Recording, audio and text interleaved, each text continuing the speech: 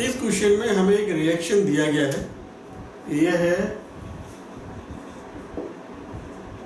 3Li7 प्लस 1H1 is equal to 2He4 plus 2He4 plus Q। और हमसे बोला गया है कुछ और इंफॉर्मेशन देने के साथ, binding energy per nucleon for this one is 5.6 MeV and that for helium nucleus it is 7.06 MeV respectively। और इस न्यूक्लियर रिएक्शन में जो Q वैल्यू है वो हमको फाइंड आउट करना है। बोला जा रहा है फाइंड द एनर्जी रिलीज्ड। समझ लेते हैं। सबसे पहले हम इसके बारे में बात करेंगे। 1H1 देखिए, mass defect delta M Z,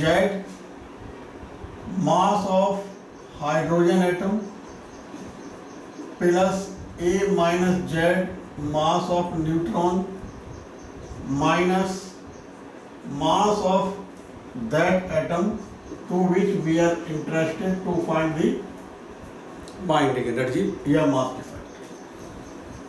तो 1H1 इसके लिए हम देख रहे हैं A माइनस Z 0 के इक्वल हो गया, यानी ये टर्म बन गया 0। मास ऑफ हाइड्रोजन एटम और मास ऑफ एटम यानी हम 1H1 की ही बात कर रहे हैं, तो हम यहाँ कह सकते हैं कि डेल्टा M जो आएगा इस 1H1 के लिए 0 के इक्वल आएगा। और आप जानते हैं हाइड्रोजन का आइसोटोपी है हाइड्रोजन ही, तो डेल्टा M 0 आ गया। इसका मतलब इसके करस्पॉन्डिंग जो बाइंडिंग एनर्जी होगी वो भी 0 ही होगी। अब हम आगे बात करते हैं। हमें इस कॉन्स्टिट्यूएंट्स 3Li7 का बाइंडिंग एनर्जी पर न्यूक्लियन दिया गया है, तो जब हम इसका बाइंडिंग एनर्जी निकालेंगे, हमें बाइंडिंग एनर्जी पर न्यूक्लियन दिया है लेकिन हम इंटरेस्टेड हैं बाइंडिंग एनर्जी फाइंड आउट करने में। तो we are given binding energy per nucleon, so we have to multiply it by 7 because total number of nucleons are 7 here. So total binding energy for this 3Li7 will be 7 into 5.6 7 into 5.6 MeV।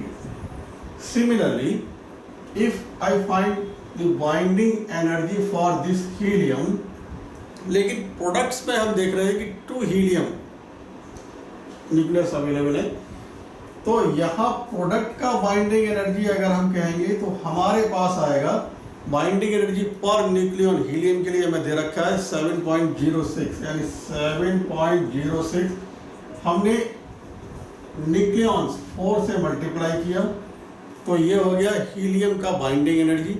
अब हम क्योंकि इधर हमारे पास 2 nucleus है, 2 से और multiply कर दें तो ये प्रोडक्ट का बाइंडिंग एनर्जी हमारे को मिल गया। अब हम Q यानी एनर्जी रिलीज बहुत आसानी से निकाल सकते हैं। आप जानते हैं एनर्जी रिलीज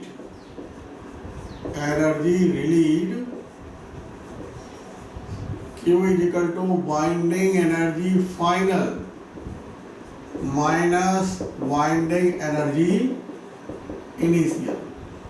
तो हमें यहाँ पर फाइनल है ये 2 into 4 into 7.06 माइनस इनिशियल है ये 7 into 5.6।